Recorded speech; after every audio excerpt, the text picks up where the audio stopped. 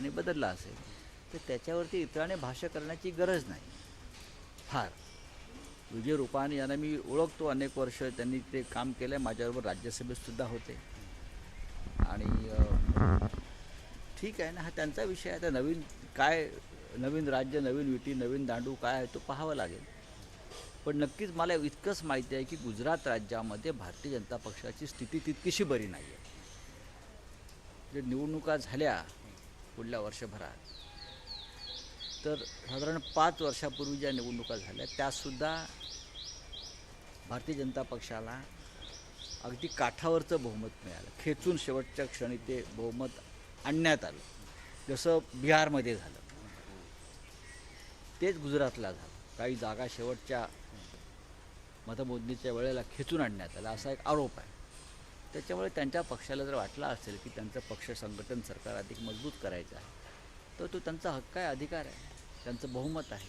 हिंदी में रूपाणी ने इस्तीफा दिया, क्या कहेंगे आपकी प्रतिक्रिया? देखिए, अगर गुजरात के मुख्यमंत्री ने इस्तीफ़ा दिया है और गुजरात एक नया मुख्यमंत्री चुनने जा रहा है, गुजरात के विधानसभा के सदस्य, तो ये भारतीय जनता पार्टी का अंदरूनी मामला है.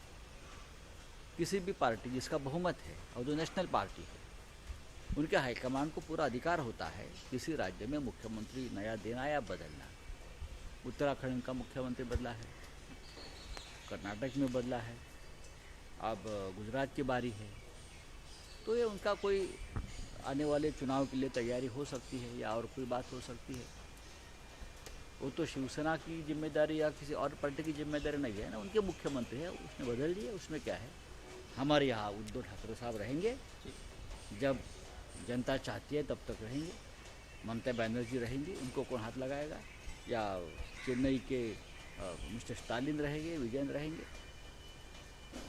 हम भी हमारे मालिक हैं, वो उनके मालिक हैं. सर, उत्तर प्रदेश में शिवसेना चुनाव लड़ने जा रही है, क्या कहेंगे?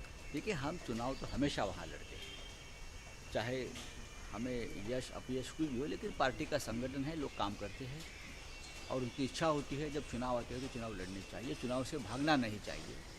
तो ज़रूर वहाँ की हमारी जो कार्यकारिणी ने बताया है कि हम चुनाव लड़ेंगे. हमने भी कहा चुनाव लड़िए. वहाँ 400 के आसपास विधानसभा की सीटें हैं, तो हम 100 के आसपास सीटें लड़ सकते हैं. गोवा में 20 के ऊपर सीटें हम लड़ सकते हैं. उनकी तैयारियाँ चल रही हैं. वहाँ पर कोई अलायंस हो सकता है शिवसेना के साथ? किसके साथ?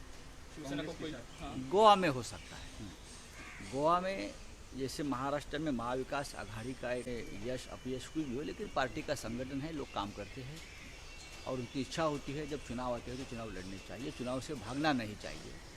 तो ज़रूर वहाँ की हमारी जो कार्यकारिणी ने बताया है कि हम चुनाव लड़ेंगे. हमने भी कहा चुनाव लड़िए. वहाँ 400 के आसपास विधानसभा की सीटें हैं, तो हम 100 के आसपास सीटें लड़ सकते हैं. गोवा में 20 के ऊपर सीटें हम लड़ सकते हैं. उनकी तैयारियाँ चल रही वहाँ हैं. पर कोई अलायंस हो सकता है शिवसेना के साथ? किसके साथ?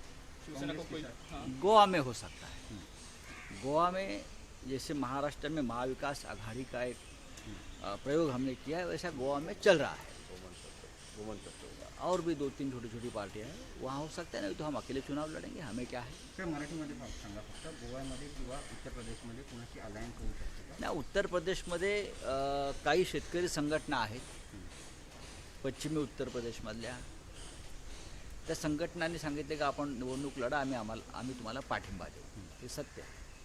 इतर काही लहान पक्ष आहेत, त्यांना शिवसेनेला पाठिंबा द्यायचा आहे. गोव्यामध्ये सुद्धा महाविकास आघाडीसारखा एखादा प्रयोग करण्याच्या हालचाली सुरू आहेत. त्याला कितपत यश येते मी आता सांगू शकत नाही, पण त्या संदर्भात हालचाली सुरू आहेत.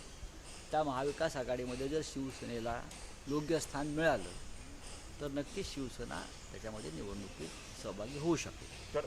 सर, केंद्रस्थानी उद्धव ठाकरेंचं पुढच्या वर्षी ज्या पुढच्या लोकसभा इलेक्शन होणार आहे त्याच्यासाठी उद्धव ठाकरेंचं नाव समोर येऊ शकतं. विरोधी पक्ष मी हे नेहमीच म्हणतो की उद्धव ठाकरे यांच्यामध्ये राष्ट्राचं नेतृत्व करण्याची क्षमता आहे आणि महाराष्ट्राचा मुख्यमंत्री हा आपोआप देशाचा नेता होत असतो. एवढंच मी आपल्याला. सर, 17 सितंबर को किसान लोग को 1 साल पूरा होने वाला है और अकाली दल दिल्ली में फिर से एक बार प्रोटेस्ट करने वाली है 17 सितंबर को. देखिए, किसानों का जो विषय है वो दिनों दिन बहुत ही गंभीर होता जा रहा है.